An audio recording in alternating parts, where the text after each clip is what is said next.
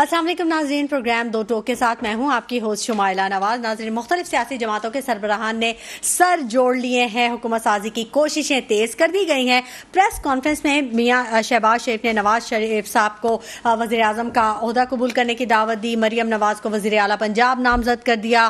खालिद मकबूल सिद्दीकी ने नून लीग की हिमायत का ऐलान कर दिया। आसिफ जरदारी ने मिलकर हुकूमत बनाने के फैसले का ऐलान किया, जबकि माहिरीन की राय यह है कि PDM-2 शायद इसका वजूद अमल में आ चुका है।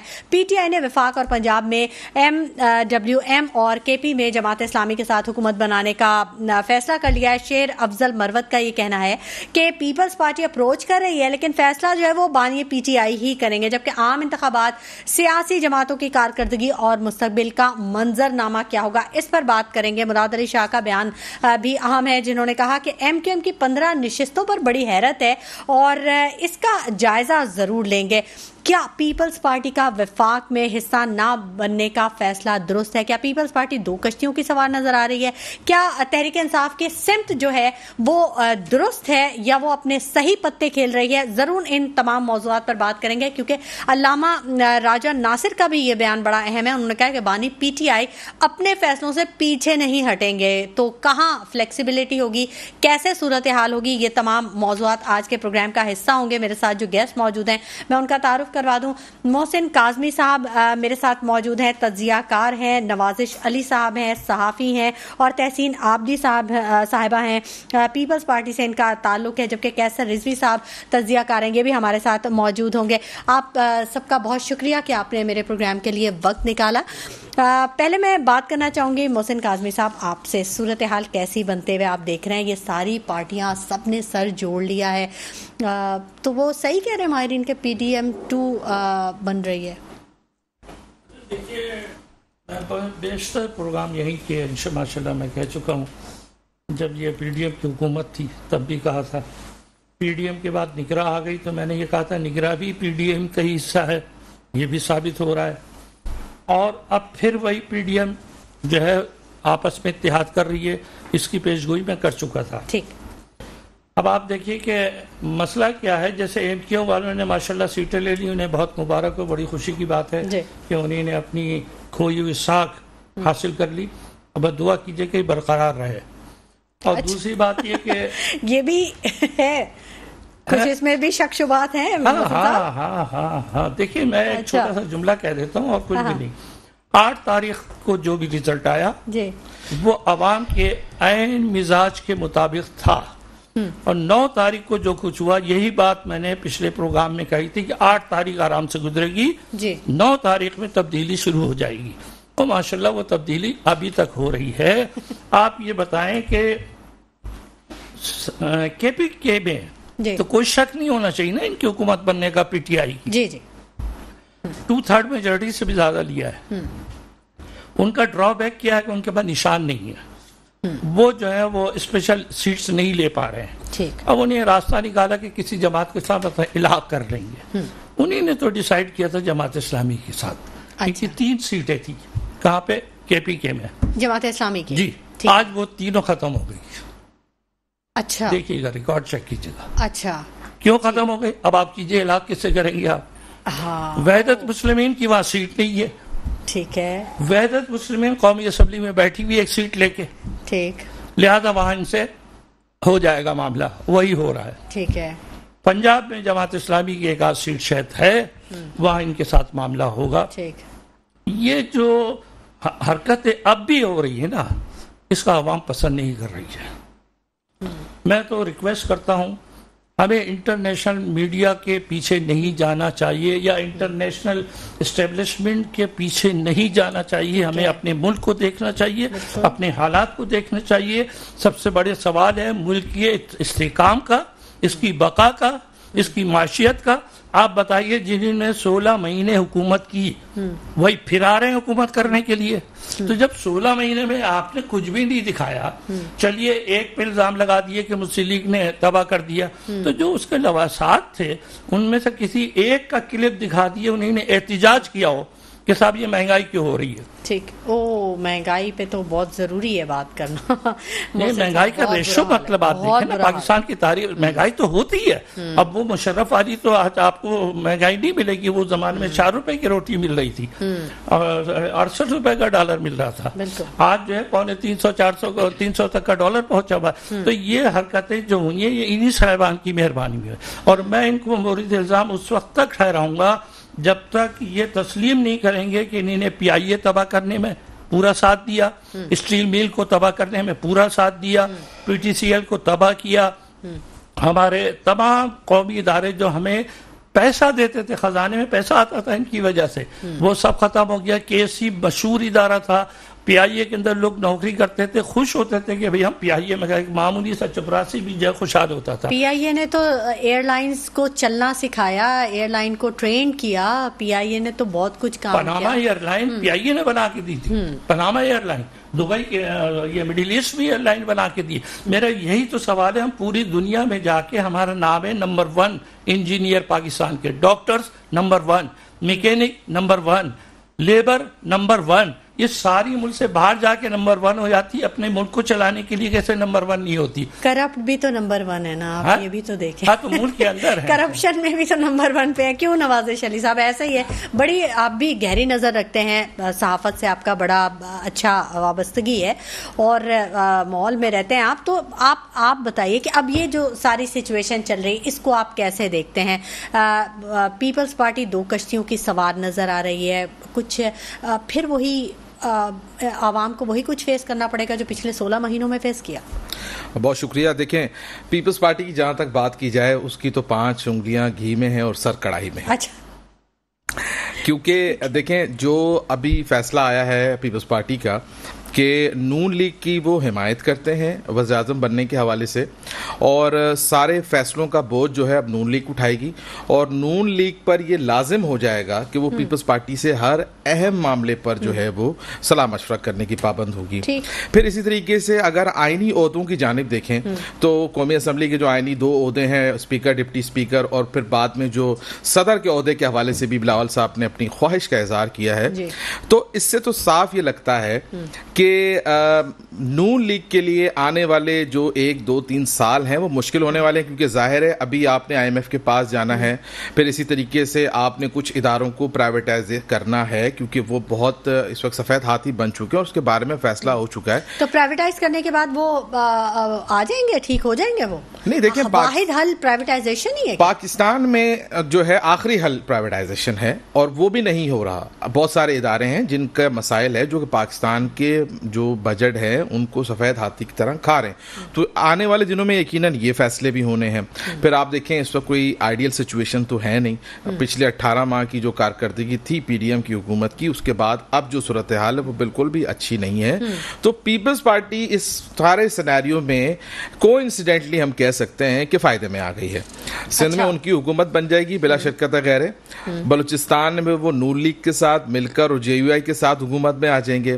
फिर इसी तरीके से पंजाब में उनकी 10 सीटें हैं, तो वो भी किसी न किसी तरीके से कुछ शेयर हासिल कर लेंगे पंजाब हुकूमत, अगर नून लीग ले लेती है। और जो मरकज है वहां पर जो अहम फैसले हैं, जो मुश्किल फैसले हैं, वो तमाम नून लीग कर रही होगी और जो है उसका जो खमियाजा नून लीग को भुगतना होगा, लेकिन उन्हें उनसे पूछना पड़ेगा कि भाई हम ये फैसला कर रहे हैं। और सरदारी साहब भी जो है वो हो सकता है सदर बन जाए।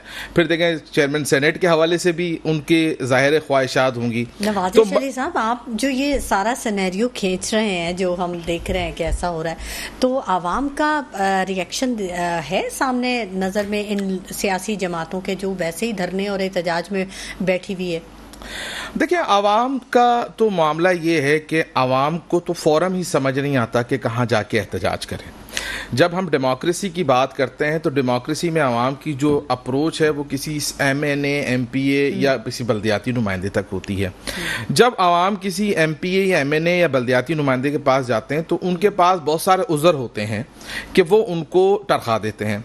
जैसे आज आप अगर किसी बल्दियाती नुमाइंदे के पास जाएंगे तो वो कहेगा जी हमें आगे से फंड नहीं मिल रहा, हमें सूबाई हुकूमत फंड नहीं दे रही, क्योंकि कानून साजी इस तरीके से हुई हुई है जिसकी वजह से जो ज़िले हुकूमतें हैं वो भी इतनी मजबूत नहीं है, ज़ाहिर है वो सूबों के ताबे हैं, सूबाई हुकूमतों के ताबे हैं, और वहाँ से जो है जो भी कुछ होता है अच्छा वो एक अपने मखसूस नुक्ते नज़र के ज़रिए होता है। तो आम आदमी एट द एंड जो है वो अपने घर में बैठ के जो है वो टीवी टॉक शो को में देख कर जो है कमेंट करता है और तबसरे करता है, और ज़ाहिर है उसके पास सोशल मीडिया आ गया है तो वहाँ पर वो जो है अपने दिल के पपोले फोड़ता है और वहाँ पे वो लिखता है, कहता है, लेकिन ज़ाहिर है प्रैक्टिकली कुछ भी नहीं हो सकता आवाम के लिए। आवाम के लिए प्रैक्टिकली कुछ भी नहीं हो सकता। बिजली की कीमतें बढ़ रही हैं, गैस की कीमत बढ़ गई है, पेट्रोलियम मसनूआत बढ़ी, आवाम के लिए तो बहुत कुछ हो रहा है। देखें ये बहुत छोटी बात है। मैं आपको बताऊं, गुज़श्ता दिनों पाकिस्तान के सबसे बड़े जो सनतकारों का नुमाइंदा इदारा FPCCI के सदर ने एक मीटिंग में ये बताया है कि पाकिस्तान में सनतकारों की कॉस्ट ऑफ प्रोडक्शन बहुत हाई हो गई है। कंपटीशन में कोई जब दूसरे ममालिक के जो बायर हैं, मैन्युफैक्चरर हैं, किसी बायर को कोटेशन देते हैं तो उनकी कॉस्ट ऑफ प्रोडक्शन बहुत कम होती है। तो वो तो इस बात पे रो रहे हैं कि हम 1 रुपए की चीज बनाते हैं, 1 रुपए में एक चीज बनाते हैं, और जो दूसरे ममालिक हैं वो 1 रुपए में 1 दर्जन वो बना देते हैं। तो हमारी एक्सपोर्ट किधर जाएगी? सही। तो अगर एनर्जी क्राइसिस इसी तरीके से रहा और एनर्जी महंगी रही तो आम आदमी को जो रोजगार देता है वो सनतकार देता है, वो उसके लिए फैक्ट्री लगाता है और वो ऑर्डर्स लेकर आता है। लेकिन अब देखें जब सनतकार ही रो रहे हैं, फैक्ट्री ऑनर रो रहे हैं, वो कह रहे हैं हमसे नहीं चल रहा, ना हमें गैस, बिजली तो नहीं मिल रही, जो गैस से वो एनर्जी बना रहे थे वो भी बहुत महंगी हो गई और अब मैसर नहीं है। तो जब ये होगा तो फिर बेरोजगारी बढ़ेगी, बेरोजगारी बढ़ेगी तो फिर सारे मसाइल आपके सामने।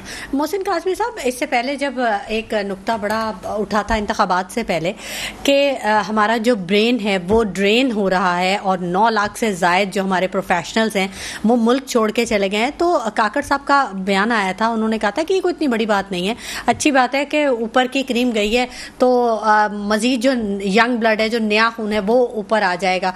तो जो हमारा वो वाला यंग ब्लड जो ऊपर आया है उसको कोई डायरेक्शन मिली, उसको कोई कुछ उसके लिए कुछ बेहतर फैसला या कुछ बेहतर सिनेरियो देख रहे हैं आप? भाई बस सबसे ज़्यादा अप्रिशिएट ये यंग जनरेशन को कि उन्हीं ने आपका जो इलेक्शन है उसको कितना मोतबर बना दिया। ये यंग जनरेशन चेंजेस लेकर आई है। सही। जबकि आप आज भी इस वक्त कितने दिन हो गए इलेक्शन हुए और कौमी असम्बली का 1 सीट का इलेक्शन आपने अभी भी रोका हुआ है। पाकिस्तान की तारीख में जितने इलेक्शन हमने अपनी जिंदगी में 5 साल देख लिए, वो शहबाज में भी, वो उसमें 12 या 2 बजे तक रिजल्ट कंप्लीट हो जाते थे या मैक्सिमम सुबह फजर तक हो जाते थे। गैर हतमी नताइज तो आ ही जाते थे। गैर हतमी की मैं बात कर रहा हूँ, मैं हतमी की तो बात ही नहीं कर रहा हूँ। वो हतमी वाले तो इसलिए नहीं बात कर रहा हूँ कि पाकिस्तान की तारीख में जैसे ही मैंने देखा कि चीफ इलेक्शन कमिश्नर की जगह कोई और साहब आके रिजल्ट अनाउंस कर रहे हैं, वहां मैं धड़क गया। मैंने कहा ये क्या हुआ? पाकिस्तान में कभी नहीं ऐसा होता, ये एक रस्म है। जो पहला इलेक्शन कौमी का, सूबाई का, चीफ इलेक्शन में उनके लिए खबर आई कि वो नाराज हो गया, दफ्तर से चले गए और अभी तक माशाल्लाह वो कहीं नजर नहीं आए। अब मुझे नहीं पता, मैं उनके खिलाफ नहीं हूँ, पता नहीं किन हालात में उन्हीं बेचारे ने ये इलेक्शन करवा दिया, क्या कर दिया। हाँ, ये जुमला तो आपके मीडिया पे खूब चला था कि आधे घंटे में अगर आप ये रिजल्ट नहीं दिए तो मैं ये कर कार्रवाई करूंगा। उस आधे घंटे में उनके साथ तो हो गया और रिजल्ट वालों के साथ कुछ नहीं हुआ। तो मैं सिर्फ ये अर्ज कर रहा हूँ कि आप बताइए, हमने इस गुर्बत में अरबों रुपया खर्च करके ये इलेक्शन कराया है। 60 अरब 5 अरब तो खाली नाम है, 5 अरब तो नाम है, आप उसको क्यों भूल जाते हैं? जो एक आदमी इलेक्शन लड़ा है वो कौमी असम्बली का इलेक्शन लड़ने वाले ने 20 से 25 करोड़ रुपए तो खुद खर्च किए हैं। ठीक है, वो भी कौमी खजाने के हिसाब से आप लेंगे ना आप उसको। तो अब हम मुतहम्मिल नहीं हो सकते कि कल फिर इलेक्शन हो जाए। बिल्कुल। तहसीन आबदी साहिबा ने भी हमें ज्वाइन कर लिया, पीपल्स पार्टी से इनका ताल्लुक है, इनसे भी बात कर लेते हैं। अस्सलाम वालेकुम तहसीन आबदी साहिबा। तहसीन साहिबा, मेरी आवाज आप तक पहुंच रही है? जी मुझे आ रही है। ठीक है, तहसीन साहिबा बताइएगा, पीपल्स पार्टी अभी जो प्रेस कॉन्फ्रेंस हुई है ताज़ा उसमें सब मिल बैठे हैं और पीपल्स पार्टी ने वफाक में हिस्सा ना बनने का फैसला कर लिया है और जो उस पर तनकीद भी हुई कि पीपल्स पार्टी जो है वो 2 कश्तियों के सवार नजर आ रही है। क्यों ये फैसला क्यों किया? बिलावल भुट्टो तो वजीर आजम के उम्मीदवार नहीं थे आपके? देखिए शमाइला, आपके सवाल में ही आपका जवाब है। अच्छा। कि जब के उम्मीदवार भी थे, हमारी बड़ी विश भी थी और हमने बड़ी कोशिश भी की थी कि हमारा अपना मैंडेट आए, कि प्राइम मिनिस्टर बिलावल भुट्टो जरदारी साहब ही बने, लेकिन क्योंकि हमारा इतना मेजॉरिटी मैंडेट नहीं आया है तो उस चीज को अप्रिशिएट करना चाहिए, उसको क्रिटिसाइज तो बिल्कुल नहीं करना चाहिए, क्योंकि उन्होंने खुद ये फैसला वापस लिया है कि जब हमारा मैंडेट ही नहीं है तो हम ये राइट ही नहीं रखते हैं कि अपना कैंडिडेट हम जो है प्राइम मिनिस्टर के लिए बिलावल साहब को नॉमिनेट करें। सेकंड बात जो आपने की कि क्यों फैसला किया गया, देखिए हमारे लिए बड़ी आइडियल सिचुएशन होती है, जैसे पीटीआई के टेन्योर में रहा कि जब इनकी हुकूमत नहीं थी तो इतना जो है वो गवर्नमेंट को तंग किया गया कि किसी भी तरह जो है वो मुल्क स्टेबलाइज ना हो सके, पार्लियामेंट ना चल सके, धरने दिए गए, तमाम हिस्ट्री आपके सामने, तमाम आवाम के सामने है, कितना परेशान किया गया, मुल्क के हालात क्या थे, इकोनॉमी कहाँ जा रही थी, हमारे अकाउंट डेफिसिट कहाँ जा रहे थे, लेकिन वो अगेन यही कि अपनी सियासत करनी थी, मुल्क का नहीं सोचना था। तो हमने जो बात की है प्राइम मिनिस्टर हमारे चेयरमैन बिलावल भुट्टो जरदारी साहब ने जो बात की है, आसिफ अली जरदारी साहब ने जो बात की है, यही बात की है कि हमें मुल्क की मफादात के लिए हम साथ चलने को तैयार हैं। हम कोई ऐसी टर्मोइल पैदा नहीं करना चाहते कि जो मुल्क जो है वो हुकूमत बनाने का मुतहम्मिल ना हो सके और दोबारा इलेक्शन की तरफ जाना पड़े, क्योंकि किसी के पास भी आप देखें इस दफा जो मैंडेट आया है वो बड़ा स्प्लिट मैंडेट आया है, कोई एक पार्टी भी, सिंगल लार्जेस्ट पार्टी भी ऐसी नहीं बनी है कि वो गवर्नमेंट बना सके, सबको कोलिशन की जरूरत है। आजाद उम्मीदवार सबसे ज्यादा कामयाब रहे हैं तहसीन साहिबा। देखिए लेकिन अभी भी उनकी भी इतनी मेजोरिटी नहीं है शुमाइला कि वो गवर्नमेंट स्टैब्लिश कर सके। अच्छा, उनके पास इतनी सीट्स मौजूद है, नेशनल असेंबली की सीट्स के लिए 133 आपके पास मेंबर्स होने चाहिए, 72 और 54 से तो ज्यादा ही है आजाद उम्मीदवार की मेजोरिटी। लेकिन देखिए आप आइन को तो बाईपास नहीं कर सकती ना, आइन में एक क्लॉज मौजूद है कि 133 मेंबर्स होने चाहिए, तो जो उनके पास 93 मेंबर्स हैं, तो हाउ इज इट पॉसिबल कि जी वो गवर्नमेंट बना सकते हैं? कोलिशन में जाना पड़ेगा डेफिनेटली, और वो तैयार नहीं है, वो किसी से बात करने को तैयार नहीं है, क्योंकि ये सियासत तो है ही नहीं, पीटीआई के लिए कभी भी सियासत नहीं रही, उनके अपने पर्सनल मफादात की सियासत की है, उन्होंने अपने पर्सनल इंटरेस्ट की सियासत की है, मुल्क के लिए कभी नहीं सोचा, वरना आज मुल्क इस महज पे ना होता। हमने भी उनको पेशकश की थी, हमसे आके बात करें, पीएमएलएन ने भी उनको कहा बात करें, लेकिन उन्होंने बड़ा कैटेगोरिकली कह दिया कि हम किसी भी पॉलिटिकल पार्टी से बात करने को तैयार नहीं है। अब आई रियली डोंट नो कि अगर वो क्लेम करते हैं कि वो गवर्नमेंट बना सकते हैं तो मुझे दिखा दीजिए। नहीं, बैरिस्टर गौहर साहब के तो बयानात आ रहे हैं, उन्होंने कहा है कि हम जो भी पार्टी है सियासत में तो ठीक है बात करेंगे हम। रऊफ हसन साहब का भी बयान आया है, मीडिया में चला ऑन रिकॉर्ड स्टेटमेंट्स हैं कि वो किसी से बात करने को तैयार नहीं है, अच्छा, वो किसी के साथ शामिल होने को तैयार नहीं है। जी जनाब, अभी भी, बल्कि मैं अभी एक शो में जो है वो उनके इंटरव्यू सुन रही थी, इनकी ही एक स्पोक्स पर्सन के इंटरव्यू सुन रही थी, शायद जिनका नाम लिया आपने, इनको ही सुन रही थी, क्योंकि हम अकेले ही जो है हम हुकूमत बना लेंगे, तो एंकर साहब भी बड़े परेशान हुए कि 93 नंबर्स के साथ आप कैसे बना लेंगे, जबकि रिक्वायर्ड जो है वो 133 है। तो वो कह रहे कि हम कराची की सारी सीटें वापस ले लेंगे, हम पंजाब की सारी सीटें वापस ले लेंगे। अच्छा। तो मुझे लगता है वो किसी पीटीआई जो है वो एक्सपेक्ट कर रहे हैं कोई मिरेकल होना, तो लेट द टाइम कम, हम भी देखते हैं अगर ऐसा कोई मिरेकल होने जा रहा है। अच्छा चले ठीक है। नवाजिश अली साहब, आप कुछ बोलना चाह रहे थे, कुछ बताना चाह रहे थे जब तहसीन आबदी साहिबा बात कर रही थी। देखिए, मैं ये कहना चाह रहा हूँ कि इस वक्त इसमें कोई शक नहीं है कि मुल्क को एक इत्तेहाद की ज़रूरत है, इसमें कोई शक नहीं। हुकूमत साजी के जो मामलात हैं वो अपनी जगह हैं, लेकिन कंस्ट्रक्टिव किस्म, लेकिन पीडीएम 2 की ज़रूरत नहीं है, या आप कहेंगे उसकी भी जरूरत है? देखिए, पीडीएम 2 यकीनी तौर पे ये पीडीएम 2 ही बनने जा रही है। पीपल्स पार्टी इस जो इत्तेहाद के अंदर थोड़ी डिफेक्टिव तो नजर आएगी, लेकिन जाहिर है वो फैसलों में शामिल होगी। लेकिन फिर आपके पास ऑप्शन क्या है, क्योंकि तहरीके इंसाफ के जो हिमायत याफ्ता जो आज़ाद उम्मीदवार थे उनकी फिर भी इतनी मेजॉरिटी नहीं हो पाई कि वो पंजाब में या मरकज़ में उस तरीके से जाहिर है जो है वो हुकूमत बनाने की पोजीशन में नहीं है। जाहिर है वो दावा तो कर रहे हैं, लेकिन साफ नजर आ रहा है कि नून लीग जो है हुकूमत बनाने जा रही है। लेकिन अहम बात यह है कि आम आदमी को इस वक्त जिस किस्म के मसाइल का सामना है, सारी सियासी क़यादत को इसमें कोई शुबा नहीं कि बैठना चाहिए और उन तमाम इश्यूज को एड्रेस करना चाहिए जिससे आम आदमी फेस कर रहा है। सिर्फ इन ही जो सियासी चक्करबाजियों में और इसी में अगर टाइम गुजरता रहेगा और ऐसा भी ना हो कि हुकूमत बनने के बाद हम देखें कि फिर एक दूसरे की टांगे इस तरीके से खींच रहे हो, वो तूफान का रन पड़ा हो। हमने तो ये सोचा था कि इंतखाबात होंगे तो मसाइल का हल होगा, यहाँ तो मामला ही बिल्कुल उलट हो गया हमारे सामने जो चीज़ें आ रही। अच्छा, उसका क्या होगा? वो जो ये जो एहतजाज किया जा रहा है या नताइज के खिलाफ जो अपीलें दायर की जा रही हैं, दरख्वास्तें दी जा रही हैं, तो ये 17-17, 12-12 नशिस्तों पे, 15 नशिस्तों पे, इसका क्या होगा?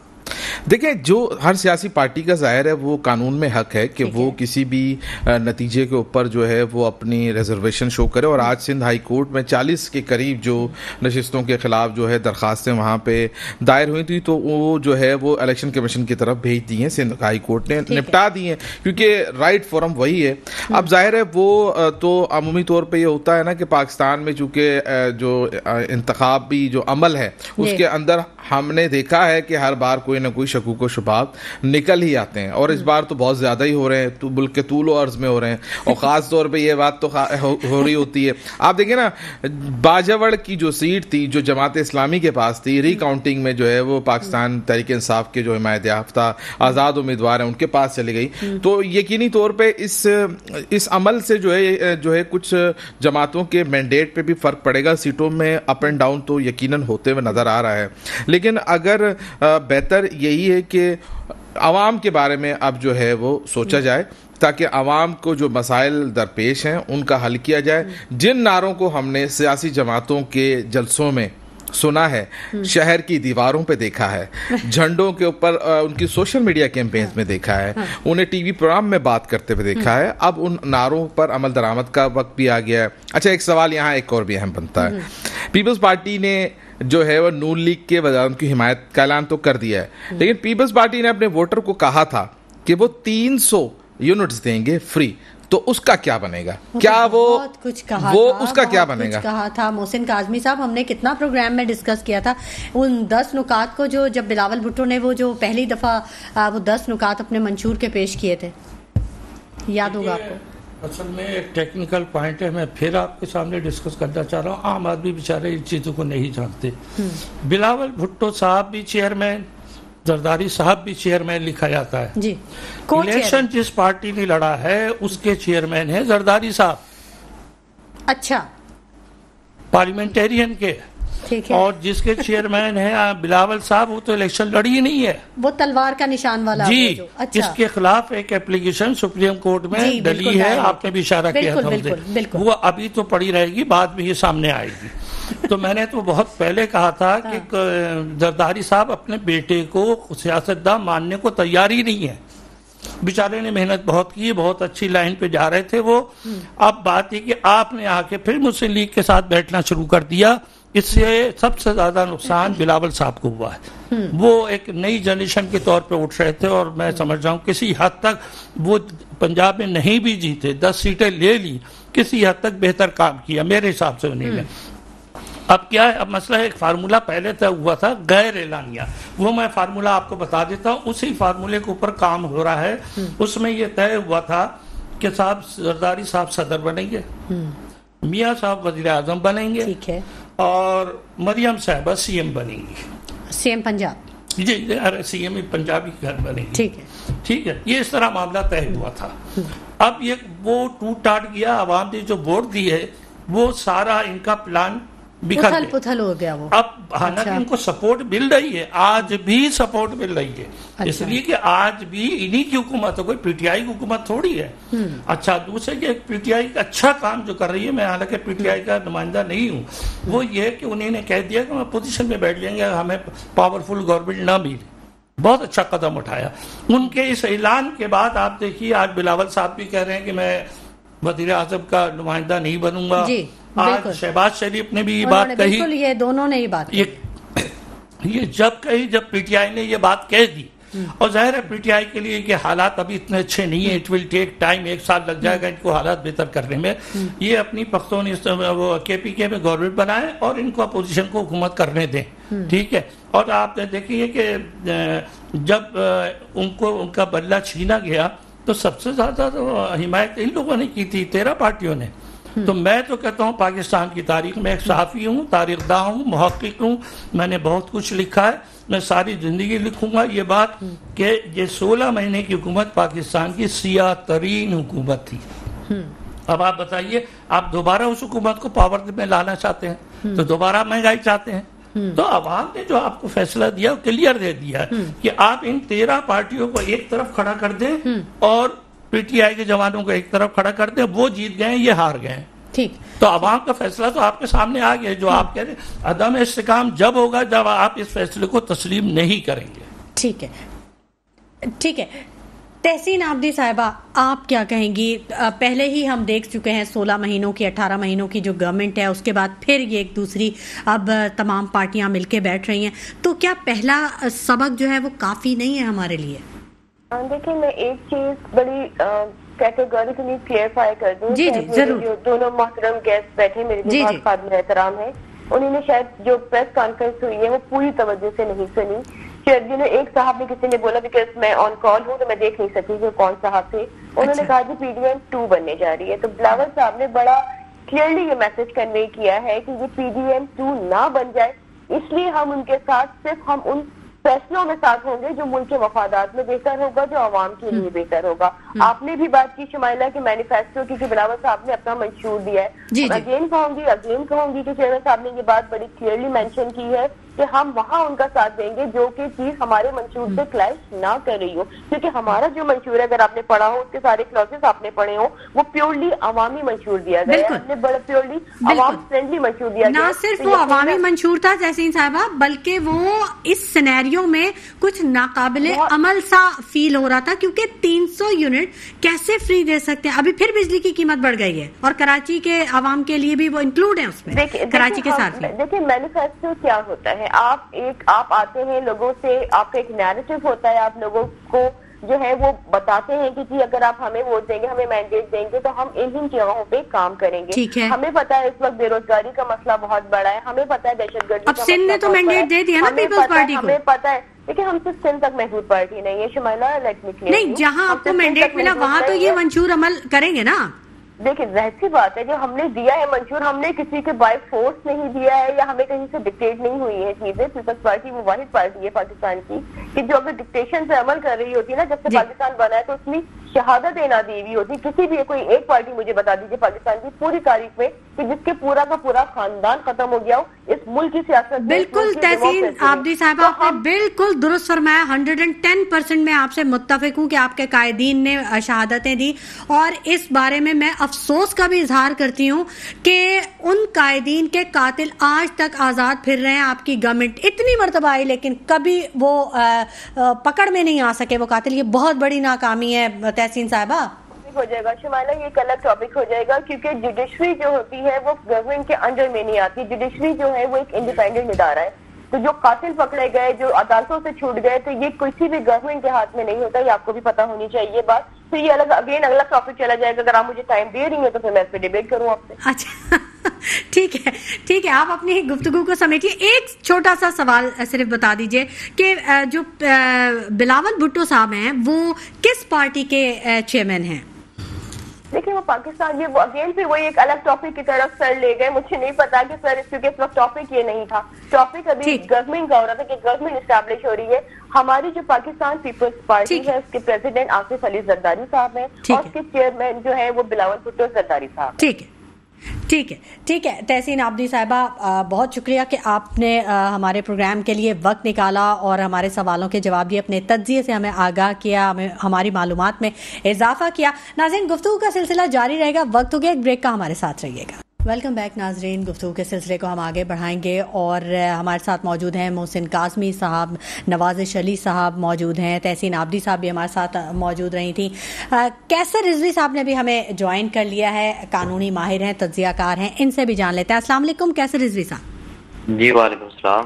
कैसे रिजवी साहब, आप तो लाहौर में बैठे हुए हैं, कैसा माहौल देख रहे हैं? क्या सूरत हाल चल रही है? यहाँ तो प्रेस कॉन्फ्रेंसेज हो रही हैं, सर जोड़े जा रहे हैं, सारी सियासी रहनुमा जो है वो सब एक साथ मिल गए हैं, हुकूमत साजी करनी है और मुल्क को चैलेंजेस से निकालना है, अवाम के तमाम मसाइल हल हो जाएंगे। जी, यहाँ पर तो दिन भर में हाई कोर्ट जो है वो गर्मा गर्म रही है। उसमें पिटीशन फाइल की थी जो उसने ट्रांसफर कर दिए हैं। इलेक्शन कमीशन को डायरेक्शन दे दिया कि आप फैसला करें। ठीक। और जब कोई छोटा सा इशू आता है तो उसमें अदलिया भी हमारी जो है वो फ्रंट पे आ जाती है। जब इंसाफ की बारी आती है तो वो भी बिल्कुल बैकडोर पे चली जाती है। और यहाँ पर जो सिचुएशन है लाहौर में जी, वो हर हल्के में यही सिचुएशन है कि आजाद उम्मीदवार जीते हुए हैं जिनको हराया गया है और उसी के लिए लोग दौड़। तो आपके पास फॉर्म 45 है जिसके बारे में बड़ा, वैसे तो आवाम को नहीं पता था ये 45 और 47 का फर्क, या लेकिन अब पता चल गया है? जी, आप तो बच्चे को पता चल गया है कि हर पेपर जो है जब उसको दिया जाता है तो उसके बाद जो नतीजा अखज होता है वो उस पे वो सनद जारी होती है। ये फॉर्म 47 वही सनद है इस पे फॉर्म 45 का नतीजा अखज किया जाता है। ठीक है। तो जब फॉर्म 45 ही लोगों से इग्नोर कर दिया जाए तो पीछे इलेक्शन कमीशन जो है मेरा ख्याल है वो तो इस काबिल है कि उसको रिजाइन देना चाहिए। अच्छा। ये सिर्फ और सिर्फ इलेक्शन कमीशन जो है उसके आरोज की वजह से मुल्क जो है उसमें अफरा तफरी की सिचुएशन है। इस वक्त लॉ एंड ऑर्डर की संगीन सूरत इख्तियार कर चुका है। बलूचिस्तान का आपको अंदाजा नहीं कि बलूचिस्तान है तो शटर डाउन हड़ताल करके बैठ गए हैं। उन्होंने कहा कि हमारा राइट जो है वो वापस दिया जाए, हमारे वोट को इज्जत दो। अच्छा। तो ये जो एक वो 1.5 साल पहले जो गवर्नमेंट बनी थी तो नून लीग का था वोट को इज्जत देने का, तो वोट को इज्जत नहीं दी नून लीग ने। ये इतनी जबरदस्त इज्जत दी है कि पूरे वर्ल्ड में इसके चर्चे हो रहे हैं। अच्छा। आपके सामने कराची में, सरहद में, लाहौर में और दूसरे हल्कों में यही प्रोटेस्ट हो रहा है। आपके सामने सारी सिचुएशन है कि इन्होंने तो ये 1.5 साल पहले जो जब मादरत के साथ जब इनकी गवर्नमेंट खत्म हुई थी तो कैंपेन चलाने से पहले ये दुबई में मिले थे दोनों पार्टीज, PMLN और PPP। अच्छा। तो वहां से इन्होंने डिसाइड कर लिया था कि हम इलेक्शन अलग-अलग लड़ेंगे और बाद में फिर इकट्ठे हो जाएंगे। वो दुबई जो है उसकी मीटिंग पे अमल पैरा होकर आज फिर इकट्ठे हो गए हैं। अच्छा। जरदारी साहब सदर और शहबाज शरीफ वजीर आजम बन रहे हैं जी। अच्छा। और मरियम नवाज साहिबा वजीर आला वो हमारे पंजाब पे मुसल्लत की जा रही हैं जिसको पता ही नहीं है, और जो नाहल और नालायक तरीन है और जिसकी लैंग्वेज जो है वो भी माशाल्लाह लेडी होके लैंग्वेज जो है वो उसकी अस्तगफुरुल्लाह क्या कहें उसके बारे में। अच्छा, अब पीटीआई के हवाले से कैसा आप देखते हैं, क्या रास्ता रह जाता है? कोई कानूनी रास्ता है उनके पास?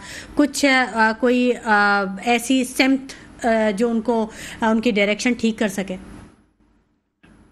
देखिए जी, पीटीआई के पास रास्ता यही है कि जो मौजूदा सिनेरियो है उसमें अपोजिशन में बैठेगी। अच्छा। और इलेक्शन के हवाले से तो वो पिटीशनें फाइल हैं। बाकी रह गई ये आपको आपके सामने सिचुएशन है कि PMLN और PP दोनों गवर्नमेंट बना रही हैं। PP जो है वो बेंचों के साथ हुकूमती बेंचों में बैठेगी लेकिन रिस्पॉन्सिबिलिटी नहीं लेगी। अच्छा। और कॉन्स्टिट्यूशन जितनी सीट्स हैं वो PPP ले रही है।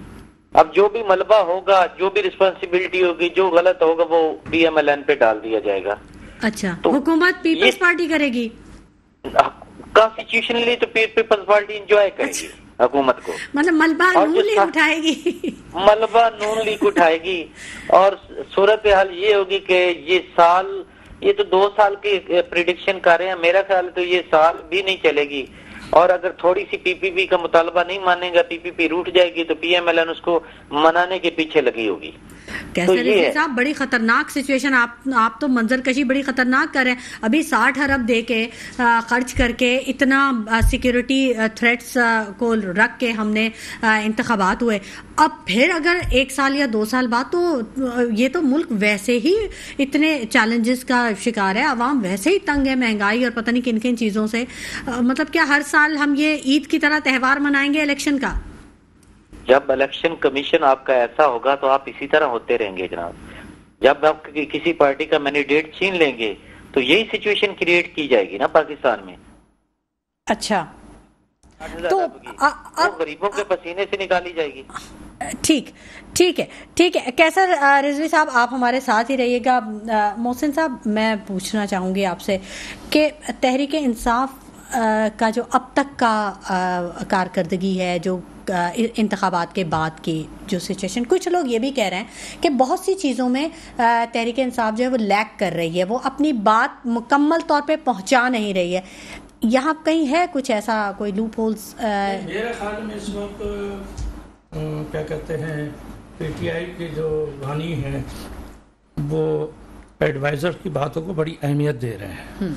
और एडवाइज़र जो उनके हैं ना इस वक्त लॉ एक्सपर्ट हैं वो। पहली बात तो ये है, चाहे गौर साहब हों या शेर अफजल साहब हों या अली जफर साहब हों, ये सब ये जिस नहज पे लेके जा रहे हैं और जो कदम पे कदम उठा रहे हैं, बेहतरीन इक़दाम है इसके अंदर। और ये इशारा दे दिया इन्हीं ने क्लियर कि हमें पावर नहीं मिली तो हम अपोजिशन में बैठ जाएंगे। और अगर ये अपोजिशन में बैठ गए तो बहुत बेहतर होगा। बस एक खतरा है मुझे अच्छा, अगर हुकूमत इनको मिल गई उसके मुखालिफिन को तो हुकूमत तो चलेगी नहीं, ये मैं आज आपको बता दूं, 3 महीने भी नहीं चलेगी। अच्छा, ये ऑन रिकॉर्ड बात मोहसिन काज़मी साहब कह रहे हैं। हाँ, 3 महीने भी नहीं चलेगी। आखिरकार ये क्या करेंगे कि असेंबलियां डिसॉल्व कर देंगे, इसका नुकसान पीटीआई को होगा। अच्छा, आप समझ रहे हैं ना, ये तो अख्तियार उनके पास होता है ना, प्राइम मिनिस्टर के पास, जी जी, असेंबलियां डिसॉल्व करने का। बिल्कुल। और डिसॉल्व करने के लिए कोई वहां पर वोटिंग नहीं होती है, उसका अख्तियार है, वो कर देगा। ठीक है। तो इस पॉइंट ऑफ व्यू से मैं कहता हूँ बहुत ही खतरनाक कदम होगा अगर इनको हुकूमत मिली, जैसा कि अभी वो बयान कर रहे हैं। लेकिन ये कॉन्सेप्ट जरूर है कि मियाँ साहब को लाना है और जरदारी साहब को लाना है और फुला साहिबा को लाना है, ये इनका प्लान है। लेकिन मैं आपको बताता हूँ ये प्लान में कहीं फिट नहीं हो रहे हैं। अच्छा, हाँ, इस वक्त जो है बेवकूफ़ी जो कर रही है मेरे हिसाब से सियासत में, वो एमक्यूएम कर रही है। एमक्यूएम को एक गोल्डन चांस फिर मिला है। आज अगर एमक्यूएम पीटीआई के साथ मिल जाए कौमी असम्बली के अंदर तो ये मसला खत्म। 17 सीटों के साथ, हाँ 17 सीटों के साथ वो मिल जाए। जमात इस्लामी उनके साथ है, वहदत मुस्लिमीन उनके साथ है और जिया वाले उनके साथ है, एक गवर्नमेंट फॉर्म हो जाएगी। ठीक है, और ये अपने पावर जो है वो पीटीआई की रहेगी। जी, इसमें कम से कम 2 आदमी की मैं तारीफ करूंगा, एक मुस्तफ़ा कमाल की और एक खालिद मकबूल साहब की। ये 2 आदमी ऐसे ही कहीं सौदेबाजी नहीं करेंगे, मुझे यकीन है। बाकी भी मुझे कोई यकीन नहीं है, वो पहले की तरह कर चुके हैं और अब भी उनसे यकीन है कि कर लेंगे। ये अगर सौदेबाजी नहीं करें और ये पहले आईनी काम करवाएं, जो वो क्या कहते हैं बल्दियाती इलेक्शन हुए थे हमारे मुशर्रफ साहब के जमाने में, जनरल तरवीर साहब ने करवाए थे, जिसको इन लोगों ने पीपल्स पार्टी वालों ने खत्म कर दिए। वही एमक्यू हक में बहुत बेहतर है। एमक्यूएम के हर एक के हक में बेहतर है जो इलाकाई हुकूमत बनेगी। तो इनको चाहिए उसका मुआहिदा करें पीटीआई के साथ और उस पर काम करें। इस वक्त वजारतें और मुशावरतें न दें, इस वक्त काम करें, आईनी काम करें। तो एमक्यूएम ने पहले भी कहा था जब भी बात होती है कहना और चीजें मैं बात कर रहा हूँ कि कर देखिए किस हद तक। वो उन्होंने कहा था हम वजारतें नहीं लेंगे, हम काम करेंगे। अब ये वो जो पीटीआई थोड़ी सी नाराज हो गई। अब ये गौहर साहब का बयान था ना, ये कि हम एमक्यू के साथ मुआहिदा कर लेंगे, ये गौहर साहब का बयान था, जिम्मेदार आदमी का था। ईडी ने फिर जाके एमक्यू वो मियां साहब से मुलाकातें शुरू कर दी और ये कोशिश कर रहे हैं पीपल्स पार्टी को बीच में रखना, क्योंकि इनकी नाराजगी है। तो इसका मकसद ये, इसकी वजह से ये पीटीआई को ये कहना पड़ा कि हम इनके साथ इत्तेहाद नहीं करेंगे। आवाम बस चक्की के पार्टों में पिस रही है ये इन सारी सिचुएशंस में। आप नवाज शरीफ साहब, आप इत्तेफाक करेंगे, आप समझते हैं कि एमक्यूएम जो है वो गलत फैसला कर रही है, नून लीग के साथ बैठ के उसको इधर जाना चाहिए? कैसे देखते हैं आप इस पॉइंट को?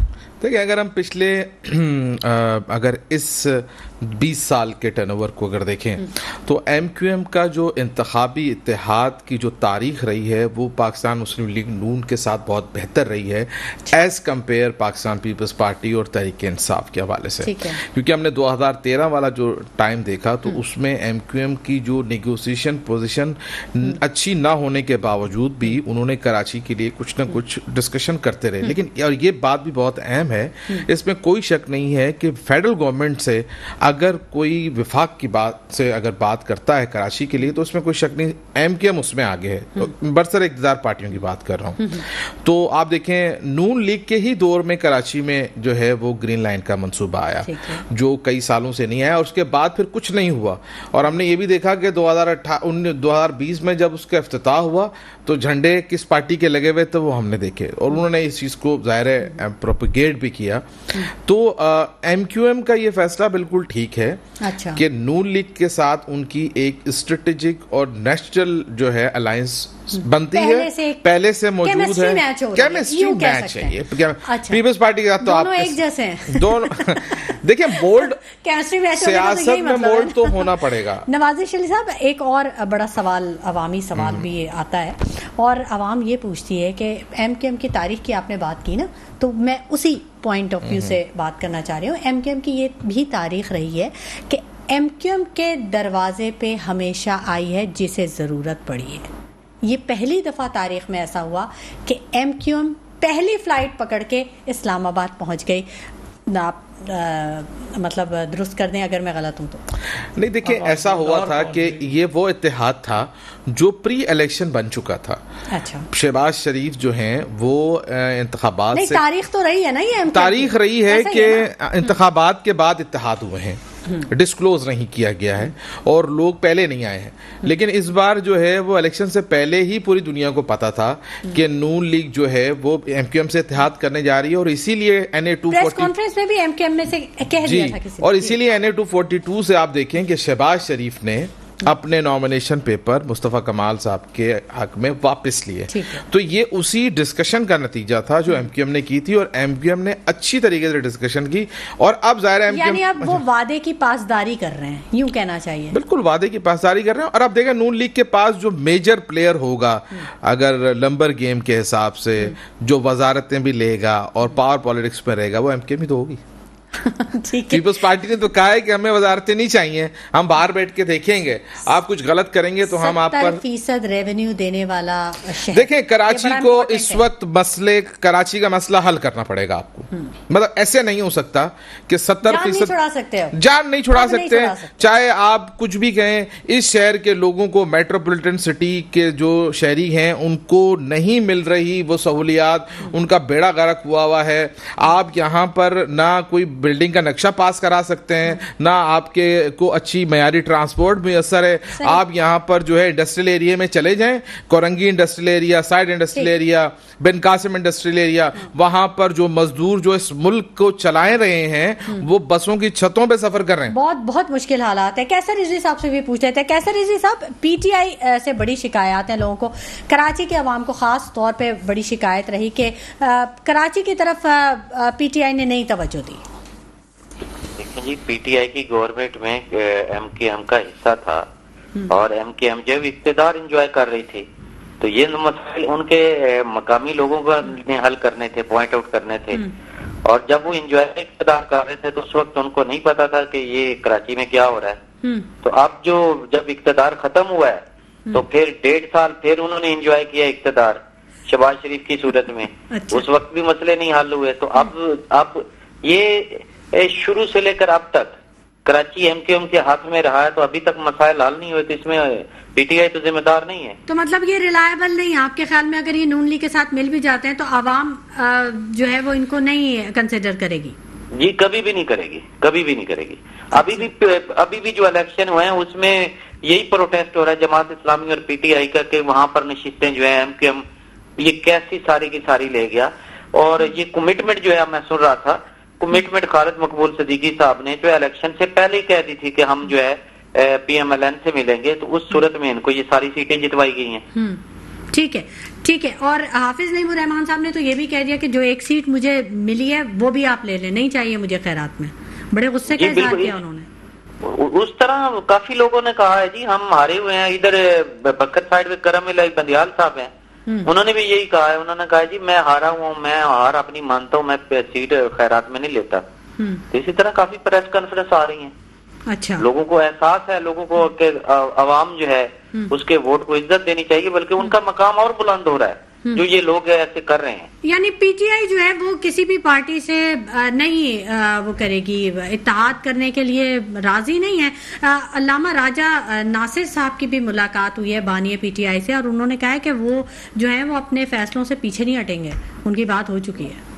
देखें जी, बिल्कुल देख लें कि पीटीआई की पीपी और पीएमएलएन की सियासत जो है वो मफाद परस्ती पर जो है वो मुश्तमिल होती है। इन्होंने मफाद परस्ती की खातिर दोनों ने मिल बैठकर पीटीआई की गवर्नमेंट गिराई और आपस में वो सारे बंदर बांट की और फिर यही सिचुएशन हो रही है। और बाकी मुल्की हालात इस किस्म के हैं कि पीएमएलएन जो है जिसको अवामी हमायत भी हासिल नहीं है वो इक़्तिदार में आ रही है, तो वो कैसे चलेगी, वो किस तरह गवर्नमेंट चलाएगी?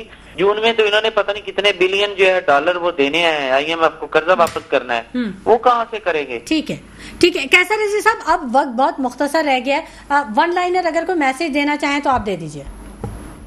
जी, वन लाइन में यही मैसेज है कि अवाम के वोट को इज्जत दी जाए और अवाम के जो है हकूक उन पे ढक न डाला जाए और उनको एक लेवल प्लेइंग फील्ड में एक वोट कास्ट करने की इजाजत मिली है, तो उसका कम से कम जो है वो ख्याल रखा जाए। ठीक है, ठीक है। मोहसिन काज़मी साहब, आपसे भी पूछना चाहूंगी। मैं एक बात ये कह रहा हूँ, जरूर। देखिए, 18वीं तरमीम पीपल्स पार्टी के जमाने में आई और इसमें फारूक सत्तार साहब ने साथ भी दिया था, और यही बहुत बड़ा मसला है एमक्यूएम के लिए। एमक्यूएम जो इस वक्त तंग है वो 18वीं तरमीम से है। तो आप बताइए कि मुस्लिम लीग इस पोजीशन में है कि पीपल्स पार्टी को कहे कि आप 18वीं तरमीम में तरमीम मजीद लेकर आए? कभी नहीं, वो लोग नहीं मानेंगे, पीपल्स पार्टी वाले नहीं मानेंगे। आप ये बताएं कि ये एमक्यूएम वाले कैसे उस 18वीं तरमीम को खत्म करवाएंगे?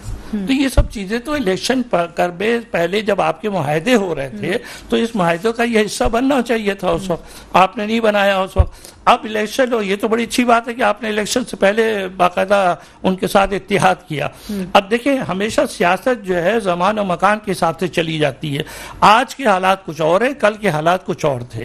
तो एमक्यूएम जो है उसको चाहिए कि अपनी कौम के लिए, क्योंकि मैं आपको ये बताऊं, मुझे तकलीफ इस बात की है कि एमक्यूएम के जितने जुल्म इन पर हुआ, जितने ऑपरेशन हुए, बेनज़ीर के ज़माने में भी हुए, मियाँ साहब के ज़माने में भी हुए, आज कब्रिस्तान भरे हुए हैं और लाखों बेचारे शहीद हो गए, बेघर हो गए, बेरोजगार हो गए, माजूर हो गए। आप इनको सामने रख के अपना फैसला कीजिए, आप उनको नज़रअंदाज नहीं कर सकते, क्योंकि आपको वोट उन्हीं की वजह से मिला। अगर थोड़ा बहुत जो भी आपको वोट मिल गया है वो इसकी वजह से, तो आपने अगर उनको इग्नोर किया तो हो सकता है 3 महीने या 6 महीने के बाद फिर इलेक्शन हो, तो आपको मैं लिख के देता हूँ कि आपको 5 वोट भी नहीं मिलेंगे। ठीक है, नवाज शरीफ साहब।